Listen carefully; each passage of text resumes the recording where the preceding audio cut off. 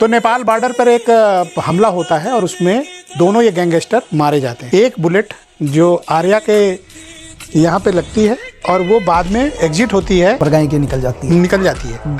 ये काम किसी साधारण शूटर के बाप के भी बस की बात नहीं है सर। ये किसी एक्स्ट्रा ऑर्डिनरी शूटर की जो 16 टारगेट में से 4 टारगेट को 4 सेकंड में मार सकता है, ये काम सिर्फ वही कर सकता है। नहीं लेकिन सर इसमें आई नो आप नहीं है वो, आप नहीं है क्योंकि आपको तो कोर्ट ने बरी किया है, बरी कर रहा है सर, बाइज्जत बरी हो, बरी किया है सर, लेकिन सबूत नहीं थे इसलिए बरी। हाँ नहीं सर, सबूत नहीं होंगे तभी तो बरी होऊंगा सर, बिल्कुल सबूत नहीं होंगे तभी तो बरी होऊंगा सर। सर मेरी क्या व्यक्तिगत दुश्मनी गवाह हॉस्टाइल हुए या हॉस्टाइल कराए आपने? नहीं कराए सर, मैं तो सिंपल सा आदमी सर, मैं कहाँ से हॉस्टाइल कराऊंगा सर। तो 5 सितंबर 2011 को जब आपको आपके घर से उठाया गया पिथौरागढ़ से, हल्द्वानी वाले घर आप आ गए थे, आपको उठाया गया सुबह, आपको एहसास था?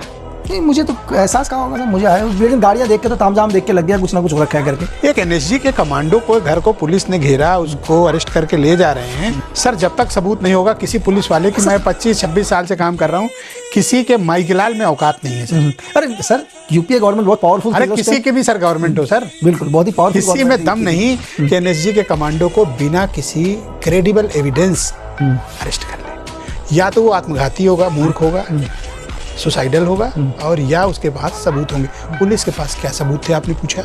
हाँ पुलिस, मैंने पूछा पुलिस के पास क्या सबूत है, उन्होंने बोला कि हॉलिस्टर मिला एक, पहली चीज़ बोला एक हॉलिस्टर मिला है, पहला उनका स्टेटमेंट था। उस टाइम शायद एसएसपी हुआ करते थे अनंतराम चौहान, बाद में आईजी बनकर रिटायर हुआ आई थिंक, जो भी है, और बहुत सारे लोग बाहर से भी बुला दिए थे इन्होंने।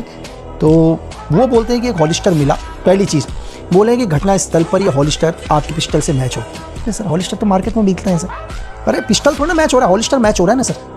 हॉलिस्टर तो आप भी खरीद सकते हैं, दुकान में जाओ सर, तो हॉलिस्टर मतलब कहने का मतलब है कि पिस्टल का कवर वो तो कोई भी ले सकता है सर। ऑपरेशन के दौरान आपसे एक चूक हुई और फायरिंग करते वक्त आपके पिस्टल का कवर घटना स्थल पर छूट गया।